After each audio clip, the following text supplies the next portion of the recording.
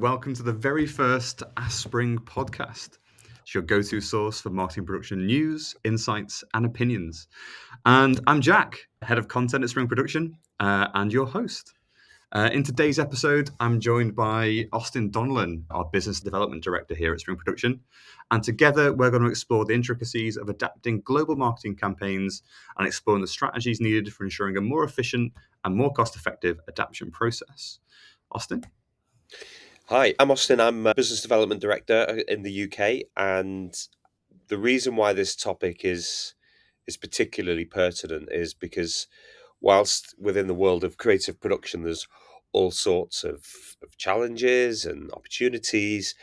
I think one of the biggest recurring ones is always around how our clients adapt their global campaigns to be most relevant for local markets. And there really is a tension often within those in terms of how, well they can be developed and delivered. And I think it's a really valid topic to explore in a little bit more detail on our screen today. Absolutely. And I think it's really important to kind of understand from the outset that brands aren't just international, they're intercultural. Every market holds its own set of values, traditions, customer behaviors. And I think that's where the kind of the modern marketer's dilemma really sits. Like, how do you create campaigns that are globally consistent, but also locally relevant? And I think in my time at Spring Production, Austin, I don't know if you found the same. I've observed a really kind of distinct trend that clients are always searching for that sweet spot between global consistency and local relevance. They're trying to find that perfect art of adaptation, fine tuning content to hit the right notes with local audiences, all while ensuring their campaign's messaging plays harmoniously wherever it's seen or heard. As many of our clients can probably attest, simplifying the adaptations and ensuring market relevancy is not an easy task. How do you ensure the right setup? What processes are needed for maximum efficiency? How do you manage localizing campaign message without losing impact? And what does it take to make them future-proofed? Like, how do you even do that? And I think today, Austin, we'd like to explore some of those topics, and we'll share some of our kind of insights and experiences from working in marketing production. And yeah, we'll see how we go. So let's dive in, I think. Sure.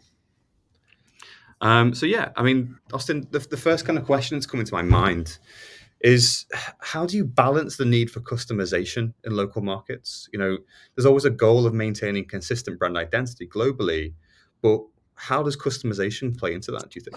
First of all, I mean, the long-standing sort of challenge between sort of local marketing, it's a subject that's been around for decades, to be honest. But to get the balance right, always relies on ensuring that there's some key processes are in place through the creative and production process. Now, that can be the obvious things like understanding cultural nuances and cultural differences by market, having well-defined but also flexible brand guidelines is key.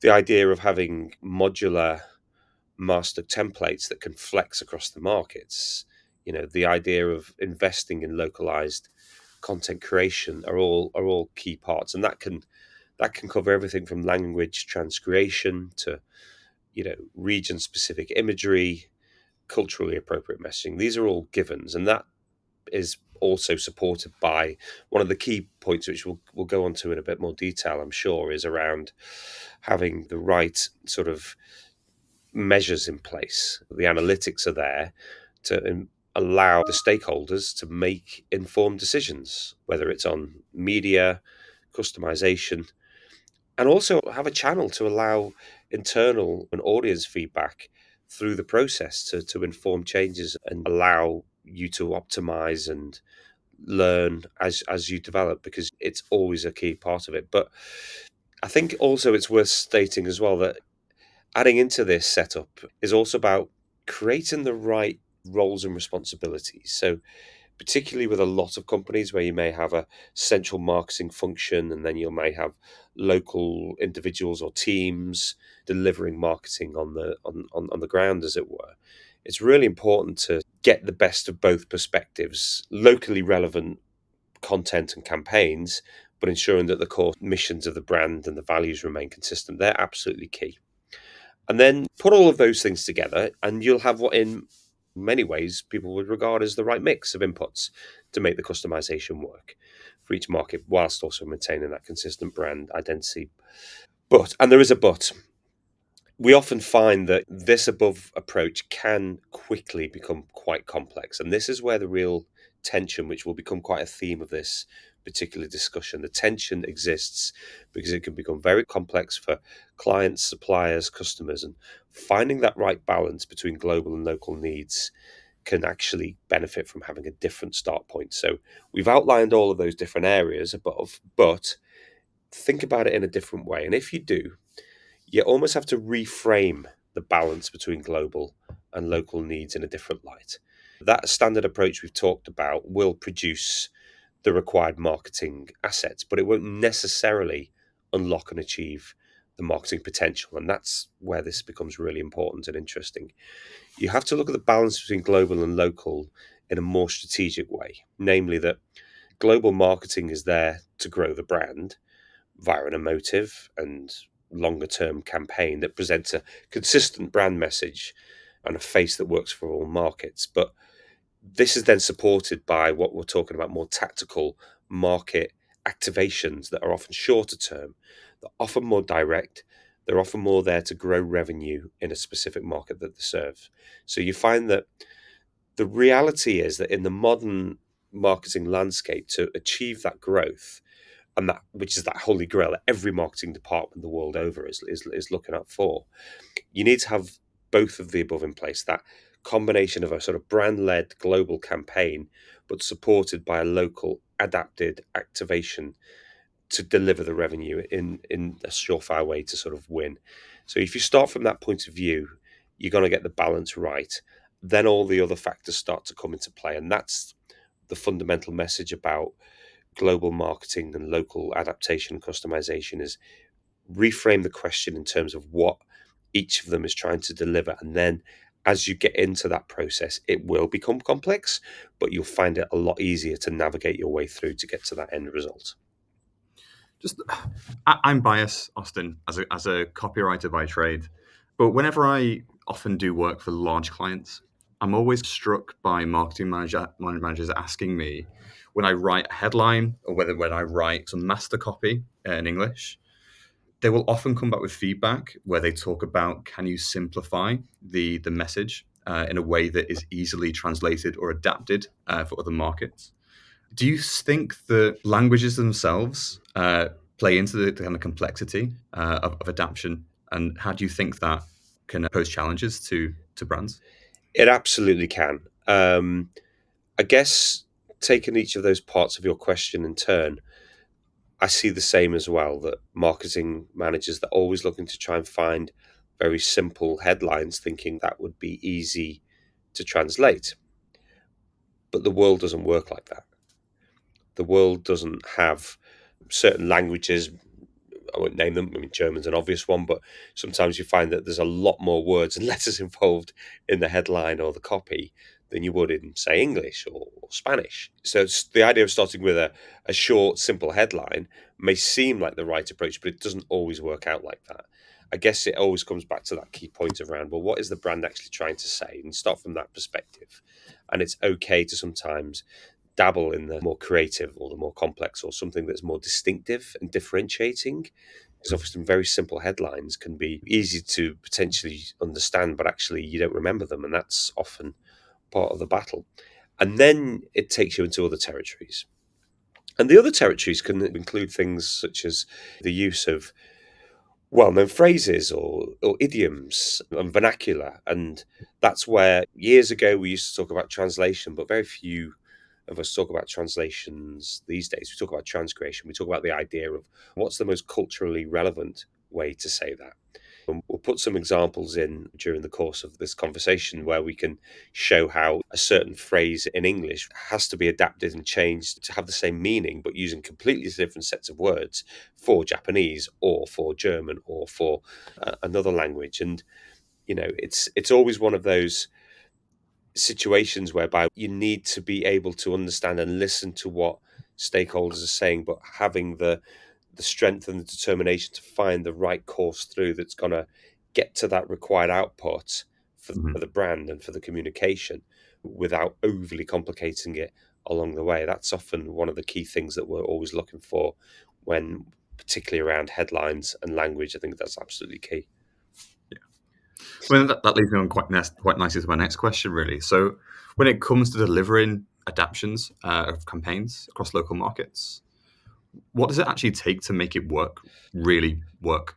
Um, Simple question, complex answer. But it all starts at the beginning, whether it's the relationship with your production team or a partner. It often starts at that sort of initial, what we call the onboarding stages. And when we're looking at onboarding and working with clients, whether it's their global teams or their local teams, it's vital to ensure everybody is involved, whether it's regional, local marketing teams with global or headquarters. This can then instill that clarity on the roles and responsibilities for each team, and it avoids those sort of painful and often costly disagreements that can fall into the process further down the line, or at worse, produce badly adapted and underperforming campaigns, because that's the last thing anybody wants when you're looking at the returns and the value for every single dollar that's spent on a campaign. So that onboarding process, when it's well defined and comprehensive, it will set the tone for the relationship, and it does have a large bearing on how the work will perform. And for ourselves at Spring Production, onboarding has been a massive part of what we've done and emphasized from the very beginning of the business, because we needed to have a robust and involved process. And whilst it's tailored for each client that we work with based on what they specifically need, it will typically involve a couple of key elements. The first one is that sense of alignment. What is the scope of work? What are the processes? What are the workflows? How is the work being briefed? How are we auditing the existing assets to ensure they're fit for purpose? What are the reporting and communication lines, quality control processes, and so on? So that's the sort of first part of it. And then for us, particularly when we're thinking about adaptation campaigns, it's always to think about how can we learn the best way to implement this without too much risk for the client. Now, we usually start with a pilot project. It's a quick way to understand what the blockers are, what the showstoppers are. It can also allow us to showcase some skills and identify gains, so we can learn a lot quickly, and then that can feed into bigger campaigns further down the line. And then as we move forwards, all of those learnings and those processes start to feed into how we're actually going to run the work.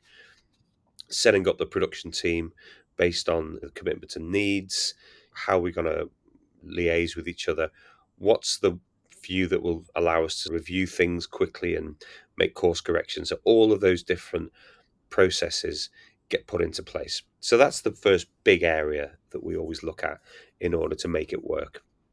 And I guess the second big area, which will be familiar to a lot of people as well, is as well as having a sound process for the work to be adapted, the other requirement to make it work is really having that content production planning involved earlier on in the stages. So typically, like any process for a campaign or piece of content, there'll be a strategic process, there'll be a creative process, then finally it's given to the production side of things to produce. That's fundamentally an issue, because often in the position that we're in at the creative production end of the market, is we get provided with various assets, but they just won't work when we're trying to adapt them.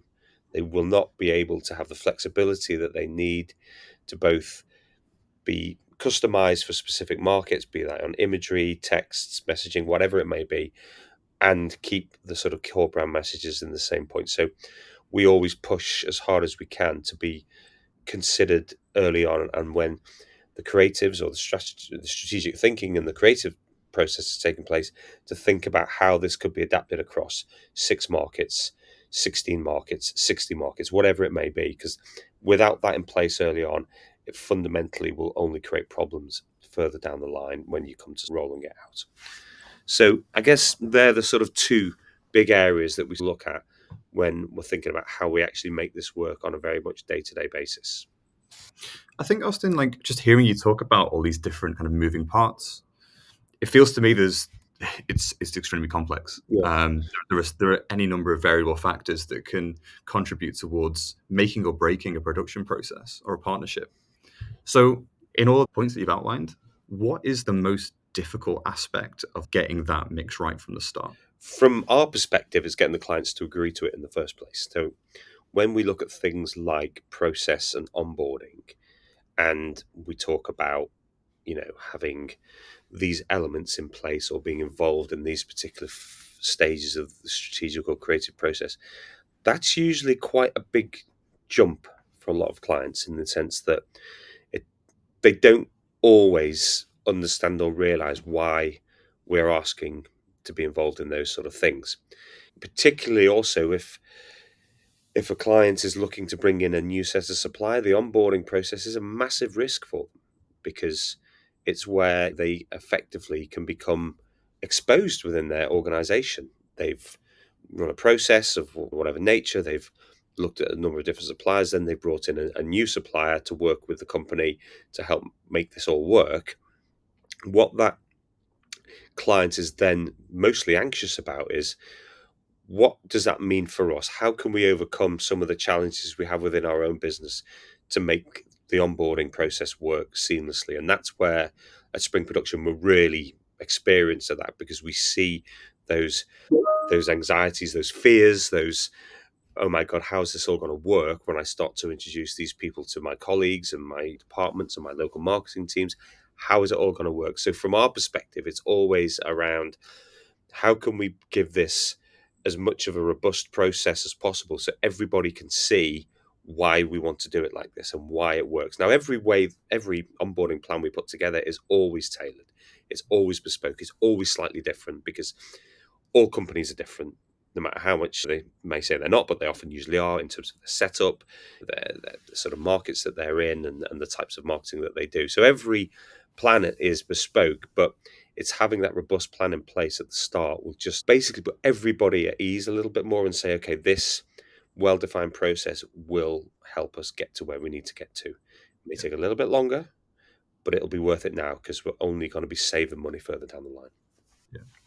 And do you think as well that a lot of, I guess, brands, they may see production as this kind of add-on that gets just slotted in at the end of a creative process? And do you think that causes problems for brands? It absolutely does. When you look at the spectrum of the creative process, there's obviously a lot of energy and a lot of value goes into the strategic, the conceptual, creative. And we can put some examples through this particular deck and share afterwards as well. But much of the craft and the real energy or the differentiation comes at the production side of things, where the value can be added. So it can't just be seen as the last part of the chain that needs to be what's done quickly and efficiently and cheaply to get it out the door. You can't always think of it in those terms. Yes, that is often an overriding concern. Timelines get compressed, the launch date never changes, and all of a sudden, there's an awful lot of work that needs to be customized and adapted across the globe. And it puts massive pressure on production partners to get it done right. But with more thinking, more planning, and usually more time, it starts to then add value at each step, because a nice strategic document in PowerPoint, some nice black and white visuals that are presented to the board or to the head of marketing that get approved, don't do anything. They Yeah. only start to work when they're actually live in the field, when they're live in market. That's where you're going to make the difference. So you have to start thinking about the production side of things as equally as valid as the strategic, as the creative side of it, as the design and the development part of it as well. When you start to think about it in those terms, you'll find that the work starts to get better. But it Mhm. does take a mind shift from a lot of organizations to understand that. And what do you think is the reason that their mindset isn't there right now, Austin? Why do you think that they're still maybe stuck in a different mindset? Um, it depends who you ask, and the reasons will be different. It often comes down to time. It often comes down to the fact that it's seen as just the final part of the jigsaw. Hmm. Um, it's often down to the fact that it just seems to be that it has the least amount of time to be delivered. Therefore, by definition, it becomes something that is less prioritized. It could be for any number of reasons why that does happen, but in our experience, it's it's often where the real gains can be made, where the real points of difference or that final few percentage points of marginal gains, to use a well used phrase in marketing, can be really applied to actually make or break the difference between work that's just good or work that could be great. That's the Mhm. key thing for me. And I think that all those things you've outlined are actually quite practical things. They're all things that are very actionable, things that can be actually done whenever necessary. So let's say you have all those points in place and you've done an amazing job of putting them all together and aligning them all. What would you say are the kind of things that people should look out for or watch out for to overcome those kind of practical issues and make sure that their production performs and actually improves over time? Yeah, this is the classic part of it, isn't it? You can talk about general principles and approaches and how you should look at doing things, but actually, a lot of this boils down to what are those key ingredients that you need in place to start to make your adaptation and your customization work really, really become more and more effective. The things that we often have and make sure we have in place are that sense of a single source of truth for a lot of our clients as well as our colleagues. The idea of wading through countless emails, WhatsApp, Teams messages, looking for files and rounds of amends and comments, and is such a massive burn of time. Now, having a single digital asset management system, they've been around for quite a while, probably over 30 years. They've been in the marketplace. The idea of having a central sort of repository which has got all the details of the projects, the latest versions of the artwork, the sort of historical timeline of the amends and the approvals, so that there's clear transparency for all. You can see how much money has been spent, so you can track budgets on there, and you can also give it the facility now to have plugins. So we often have brands who are using sort of existing systems that we can quite easily plug into with our sort of digital asset management, which we can then need to use to apply some of the right solutions that they need. So the world that we live in of open APIs as well, tech platforms need to be able to talk to each other. That's a really key part of all of this, is the idea that whatever however the assets are being managed, having the ability to add certain things to it to allow it to work and perform better for everybody is absolutely key. And from our perspective, we're always very sort of tech agnostic when it comes to this kind of stuff. But it's all about making sure we have the sort of the best possible solution to sort of match the client requirements. And then on top of that, increasingly, when we talk about things like open APIs and plugins, it's content and sort of media engines that can often serve multiple markets. So being able to share master assets in the planning stages to sort of ensure they're viable for the sort of required channels for where the campaigns need to run. I mean, they're absolutely sort of key points that are really vital to have in place. And then when we look at, you know, parts of that whole sort of way that the work is delivered, one of the biggest topics is around how do you incorporate automation? How do you bring in automation to the production process to save money, save time, get through often tens, if not hundreds of thousands of assets, as sometimes can be the case for some of our clients, and get them into a position whereby we can get a lot of the work done quickly and efficiently. But, and this is always the but, and this is one of the second key point really about how we deliver this, is you need to balance that technology, that automation, with that sort of human creativity as well. A lot of campaigns can have their content adapted and versioned in an automated way to save time and money, as we've said. And this can often be good for much simpler work and simpler adaptations and use of language or imagery or messaging. Now, that's all fine, but it's only really good for when you're looking at volume. You still need that human eye, that human creativity to look at the more complex things, to take account of specific learnings they've had, specific insights and factors, and more nuanced or complex content. From our perspective, we always like to have both processes. So we have automation as well as the human creativity side of it. So that campaign can then produce a lot of volume assets, but also has that process in place to be a bit more bespoke when required.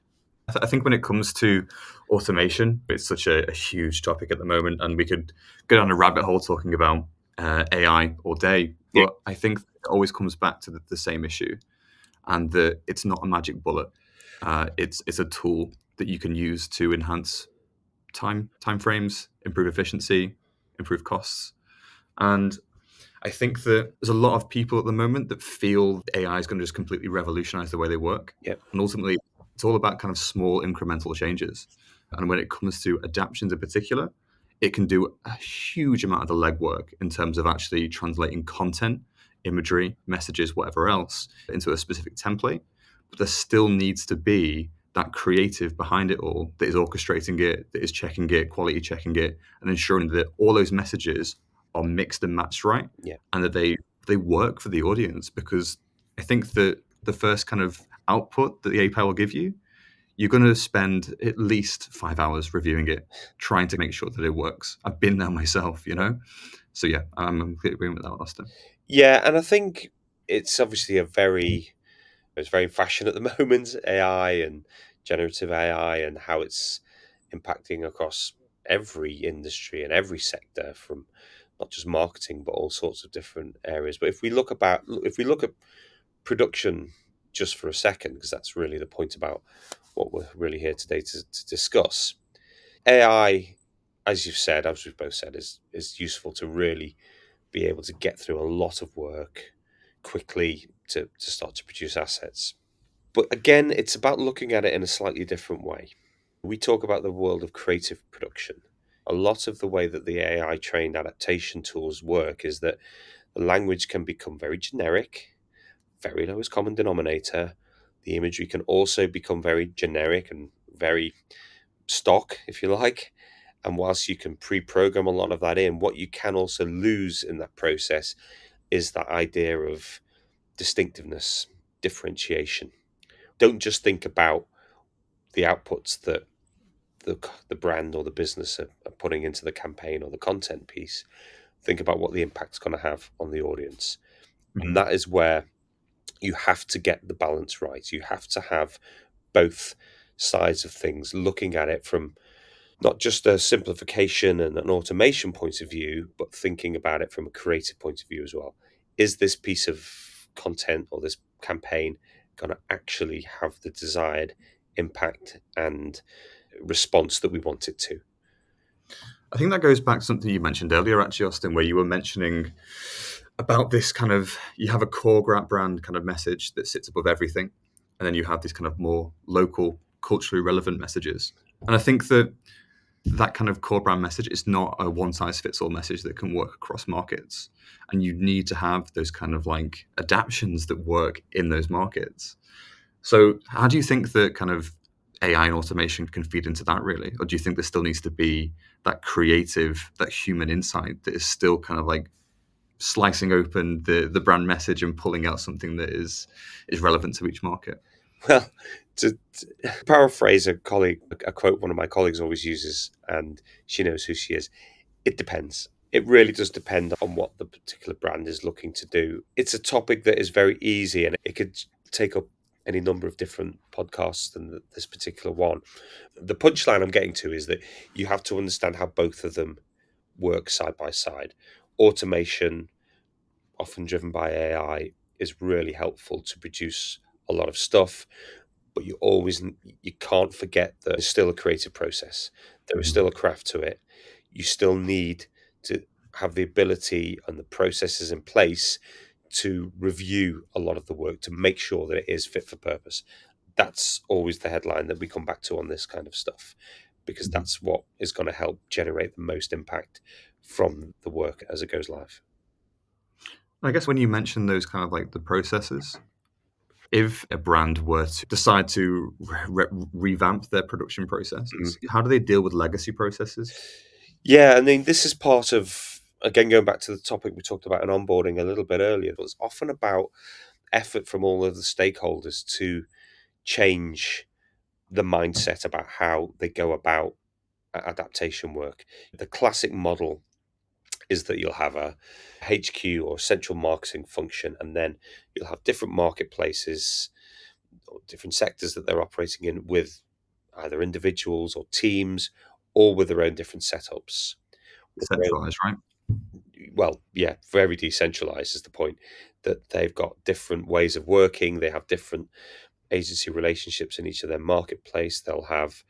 Sometimes they'll be creating their own country specific content that goes against often what the head office are trying to do. I mean, these are very common legacy issues that we see time and again with clients, just because as a business has grown and it's expanded, it's gone into new marketplaces and they've just got on with getting stuff done.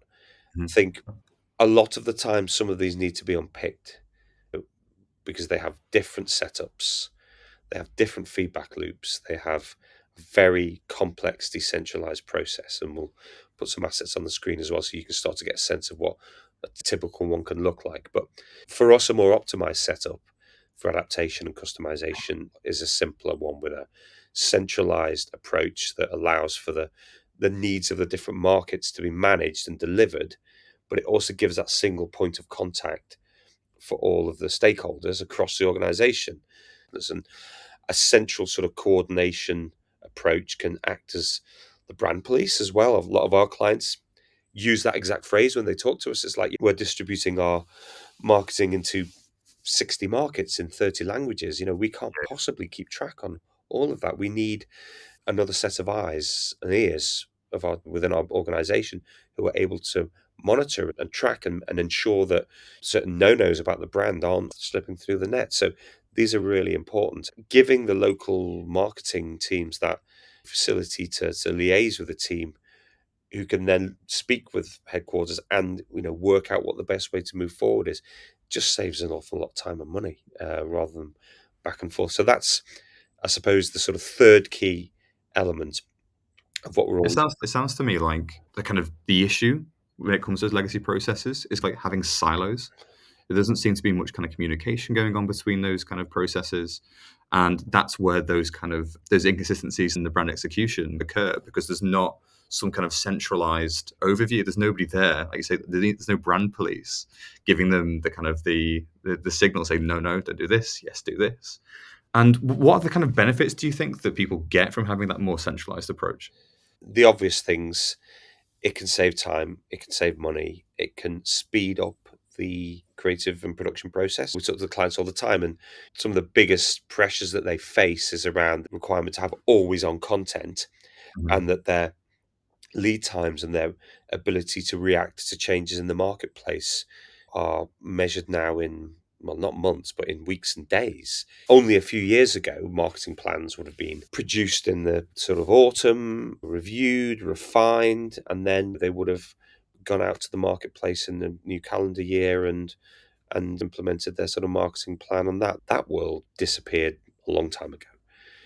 Given the proliferation of channels, given the dynamics of a market, the headwinds that a lot of them are facing, whether it's economically and other factors as well, means that for your average sort of marketing manager and senior marketing executive, they're always in a position where they're having to react a lot more quickly, sorry, to changes in the marketplace. So those lead times of years ago, where you would have months and a year to implement plans, don't exist. Yeah. Having a much more centralized model will allow that to happen much more quickly. It will also, and it takes time, by the way, it doesn't happen straight away. It often can take quite a few years for everybody to really get the benefits from it. But the other big part of it, and the other big advantage for a lot of clients with that centralized model, is going back to what we talked about at the start. When you look at the ingredients for any customization and adaptation program, we can list out all of the key things that you need to have in place, the idea of the sort of input from each of the marketplaces, the understanding of the different nuances. But that point that we made around understanding the difference between global and local, and one is brand and one is activation, and they can do slightly different things, and they don't have to be matching luggage, and that's okay. When you start to get into that mindset, you're redefining the role that each of them plays. One is about long term values, brand awareness, metrics. The other is often more about shorter term revenue generation. The centralized model that we're showing on the screen as well, that we've just shown on the screen, will help facilitate that much more readily, because everyone can then start to see how they're part of the pie, they're part of the business, can really sort of benefit. And that point about benefit really leads on, I guess, to the last sort of area that we really put a lot of effort into, that will help make adaptation and customization much more successful in the longer term. And that's impact and effectiveness can only be measured via data. We can all sit here and talk about what we liked and what we didn't like, but it's irrelevant. You have to go on data.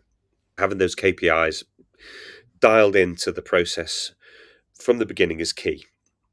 Now, they can change.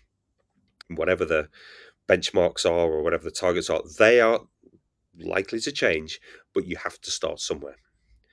You have to think about what are those sort of key list of KPIs that you need to be measuring. And that's, thinking from our perspective about how long and how much did it take to adapt and customize the content. So you put a marker down to say, well, this is how long it took and this is what we produced, and therefore you know how you can improve. How many rounds of amends, did we have to go through to get the work approved? What were the total number of assets produced for each market by media type? How much customized assets were produced? What was the performance of each of those content, and how did it fare in each market? And that's where you really need to have the media side of it. So again, thinking about what we talked about earlier with the strategic and the creative approach, it's having the media side of it as well. I mean, we sit here and we know that more and more assets are being done digitally and socially compared to, say, more traditional channels, television. But there's still some markets where outdoor is a massive player in the market. But if you've got a HQ marketing lead talking about digital and social assets, but someone in a local market is saying, well, that's fine, but most of our media mix is dominated by outdoor, for argument's sake, then you've got a tension. This is the tensions that we're talking about here, and that has to be resolved. And that's why you need to understand how many different assets you're producing and what types of media. Time to market from briefing to execution, absolutely key. How many people are involved to produce the assets? From our perspective, we're always thinking about, well, how can we get the work out with the minimum number of people? Because people equals time and time equals money. So how can we reduce that? Brand tracking, we talk about this interpolation between the brand and the sort of local market, the sort of brand and the tactical needs. Well, brand awareness has to be tracked in various different ways. And then also you have to have sales and market share uplifts by market. And then you've got the more qualitative measures as well, which assets are worth producing in certain markets or not, to sort of arrive at that core level of material. So that's just a very quick run through of some of the key sort of metrics and data that you need to have in place. But that, I guess, is the sort of fourth big pillar that we would look to see in any plan that's going to help improve it over time. Awesome. So I think that if there were three core takeaways from this whole session, Austin, Yeah. what would it be? Trying to boil it down to three things, but it's absolutely true. There's often a tension between global and local marketing. That's just the reality of life. People will say that it doesn't really exist, but we know that there'll always be points of difference. Not negative, but they just see things in a slightly different way to how another market may see it. And that's just human nature. So use that tension to reframe how to make adaptation relevant by understanding that role that each has to play. So that's back to that point of, don't just think about, well, we want it like this and you want it like that.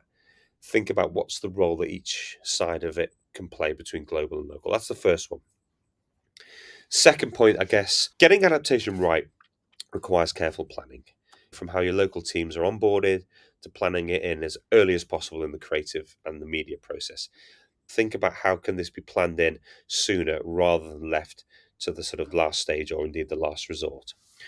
And then thirdly, use the building blocks that we talked about to manage, deliver, and measure adaptation, from how it's managed efficiently. And we talked about things like digital asset management, how you can use automation in the right way alongside human creativity, how you can start to overcome legacy sort of ways of working, and finally incorporating measures and KPIs and data from the start.